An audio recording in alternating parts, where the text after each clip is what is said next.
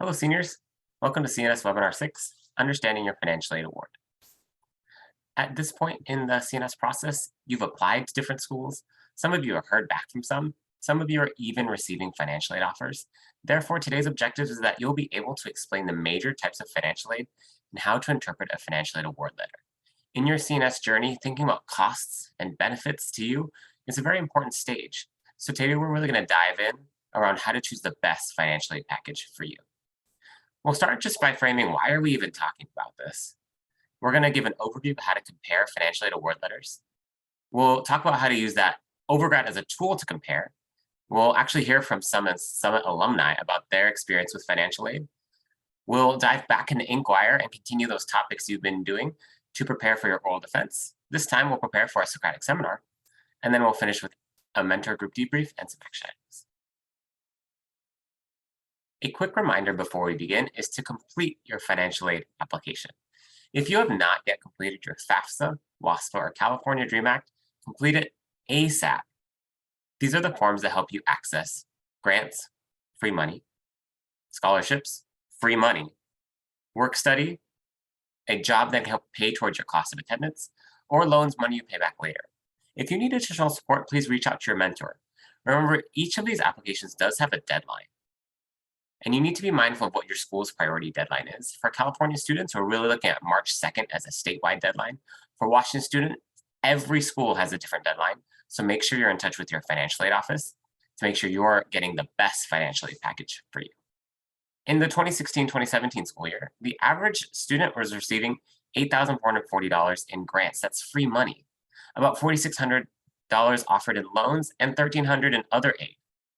This is money that could go into your pocket and into the pockets of students across the country. It's also important to note that that year, as students were deciding their concrete next steps, for 24%, that's a quarter of students, money cost financial aid were the #1 deciding factor in which path they took. And here's the most important thing I want you to remember. Financial aid offers don't have a standard format across any colleges. Every school has their own. A study found that there were 143 different ways to say loan on these financial aid offers, and 26 of them didn't even use the word loan. So our goal today is to equip you with the skills, knowledge, and know-how to navigate and compare the best offer for you. So here's some vocabulary to know to make sure you're equipped in the process. First is cost of attendance. This is the estimated cost in total to attend for 1 year. This includes the base tuition as well as books, housing, food, personal expenses. Expected family contribution is the amount calculated from your FAFSA, WASFA, or DREAM Act that schools will look at to think, what can your family contribute out of pocket for college outside of financial aid? The net cost in financial aid means the cost of attendance minus the grants, scholarships, and other gift aid, that's all the free money a student receives for 1 year of college. Grants and scholarships, let's remind ourselves, are those free money. They are often based on need or merit.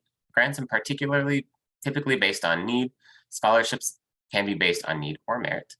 Work study is those jobs on campus you could get to help pay towards your cost of attendance. There are several types of loans out there as well. A subsidized loan is a loan offered to you, the student, that the government will pay the interest for while you're in school. We like that because you don't have to pay all of the interest over the length of the loan. However, an unsubsidized loan means you as the student are starting to pay interest immediately when you take it out.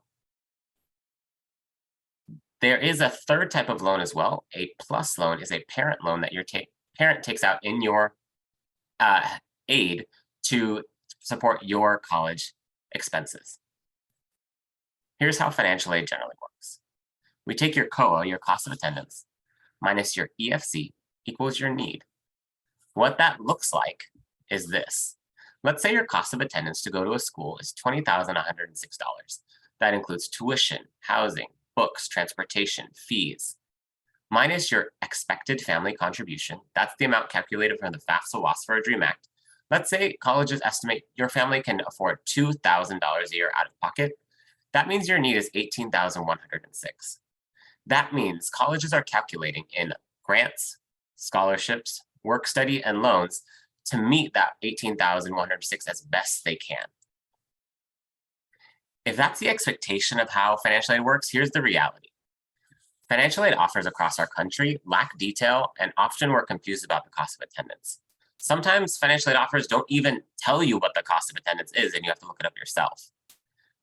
Ideally, we would have all this information before May 1st, which is the national enrollment deadline for four-year colleges. Sometimes they don't, so we have to make decisions ahead of time to secure our spots. We talked in a previous webinar about verification, which is that process where colleges ask you for additional information to get a better picture of your finances so they can equip you with the best package. That process can be confusing and it can sometimes delay your offer. Also, we talked about how financial need is calculated. Sometimes there's a gap. Schools will offer you grants, scholarships, loans, and work study, but it might not equal all of your need. And your circumstances of family may change, especially over the course of the pandemic. We've all been impacted in different ways. It's important to really look with a fine-tooth comb at your offer to make sure it's actually meeting your need, or if your circumstances have changed. We'll talk in a minute how to appeal that. So let's look at a real example. This is from the University of California, San Diego. If you look on the left side, the estimated cost of attendance is $29,248 a year. That breaks down tuition, housing, fees, books, etc. This student is being offered in grants and scholarships, gift aid, i.e., you don't have to pay it back, $19,548. That's a huge chunk of change for free. That means the net cost is $9,700 a year. Before taking anything they have to pay back or do, that's all they pay for college per year. On the right side, you'll see the options they have to pay that net cost. Work study is $2,900. So this student is being offered the opportunity to work for a year up to $2,900 to pay towards the cost of attendance. There are different loan options. We see a loan directly from the university. We see a subsidized loan. Again, that's one that the government will pay interest for you while you're in school. And then an unsubsidized loan that the student would have to take out interest on immediately. Their EFC, it's reported as family contribution. Again, there is no standard format. We're gonna have to figure out different ways to name this. Their EFC is $0. So the school is calculating that net cost of $9,700. They met the full amount in work study, loans, grants, and scholarships. It's important to note that these can be taken out as partial as well. This is a menu of options. A student could take out only the grants and scholarships, and actually none of the work study or loans, or just take the work study, not the loans. You could do a partial acceptance. It's up to you to talk with your personal advisory board about what the best choice for you is in your affordability plan for college. Let's say you get these offers back, and some of you already have them now, and you're saying, actually, this isn't the right amount for me to pay. My family might need some more, or an adjustment. Here are some circumstances where that would help. If there was something misreported on your FAFSA, WASFA, or DREAM Act, that's an important time to tell the financial aid office, hey, here's the update. If there was a change in income, maybe your parents changed their job, maybe it was a job loss, you'll want to inform the financial aid office, or if there's any other family circumstances, if there was a major health expense, for example. Sometimes we can be competitive applicants and actually go between schools and say, hey, this school is offering me this much, what can you do for me? That could be a time to make an appeal if you are competitive in the application process. Here are times where, unfortunately, an appeal is not the right route to go. If your family is saying, actually, we want you to be independent and we won't give you any money for college, that's a tough spot that requires conversation with your family that the financial aid office may not be able to help with. Or if you just read it and you say, hey, I'm worth more money than this, I'm entitled to more. Unfortunately, you'll need to provide documentation about your financial circumstances that show why you should have more money in the long run. Here are some important tips and mindsets to remember as you compare your financial aid packages.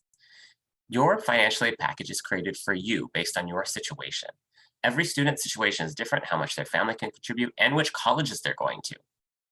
Because the cost of attendance at different schools is different. A private school will cost more than a public school. A public school in-state will be cheaper than a public school out-of-state. Every award amount varies from school to school, so it's up to you to go to your personal advisory board, speak with your mentor, look at each one and decide what's the best package for you and your unique financial situation. Overgrad actually has tools within it to help you compare.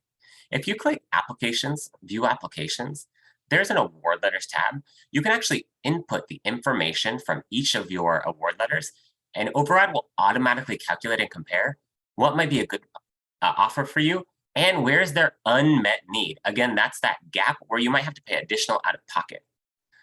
A tool like this can really help inform your decision making about your CNS. You will have an opportunity to try that on in our action items at the end of the webinar. But don't take just my word for it in all of this. Here we're going to hear from Jimena Talamantes, Summit Sierra class of 2020 graduate, about her financial aid process and what kind of advice she would give you as you enter it. As you watch, listen, and think, how does her advice resonate with you? What might you want to do in your own financial aid process? The other thing I would probably suggest would be sitting down and having that honest conversation, if you haven't yet, with your parents, and knowing where you stand like financially will help you so much later, once that May 1st deadline is approaching. I remember I knew what my family's financial situation was, but we never sat down and actually talked about it, what schools are off the table, what schools are worth fighting for, and what school would be that financial safety. And honestly, I wish I would have done that, because it would have saved me so much stress and less of an emotional roller coaster. I didn't decide what school I was going to go to until the day before May 1st. I don't recommend doing that. So talk to your families early on. And yeah, if I would have done that, I could have, clearly told my parents hey, these are the two schools that are my top two. One is financially the better option, but this is another school that I really want to go to. How can we make this work? And your unique situation, because everyone's situation is different.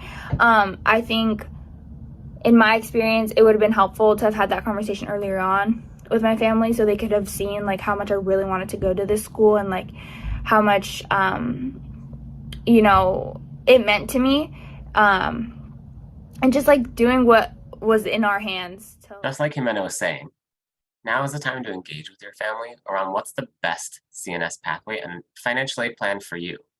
So therefore, your job in Inkwire today is to start preparing for Socratic summer to help you think about which pathway might be best for you, and how will you balance things like financial aid, academics, size of your school to make sure you're going to the best pathway. With your mentor group over the next month between our next webinar, you're going to hold a Socratic seminar about your CNS. Mentors, check out Inkwire for different suggestions on how to host this. And note that it's okay wherever you're at in Inkwire topics. Some of us have done a great job with the first couple. Some of us are probably saying, what's Inkwire? What's an oral defense? The goal here is for you to reflect and deepen your thinking about your CNS.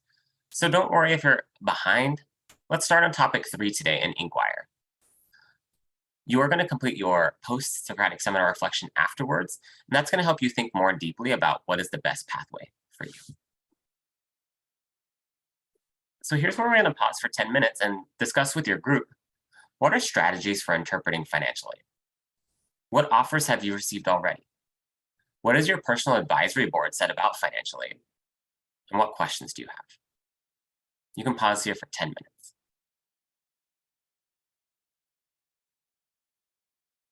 So let's get into it. Your action items today are complete Inkwire topic 3, Socratic seminar prep. Once you're done with that, you'll complete the task card, tinyurl.com/taskcardfinaid, to help you start comparing your financial aid offers, using that tool in Overgrad as one resource as well. Start checking your college portals for any action steps. Remember, there are required documents and to-dos you may need to complete, as well as maybe financial aid verification. You must complete that before your offers are even sent. Please make sure you continue to update your application status in Overgrad. We're so proud of the work you've done so far, and we're excited to see those acceptances and applications continue moving forward. And then continue applying for scholarships. That's a big part of the financial aid conversation around how can you secure more free money for yourself. So let's get started right away by opening up Inkwire and open up topic 3, Socratic seminar prep, right now.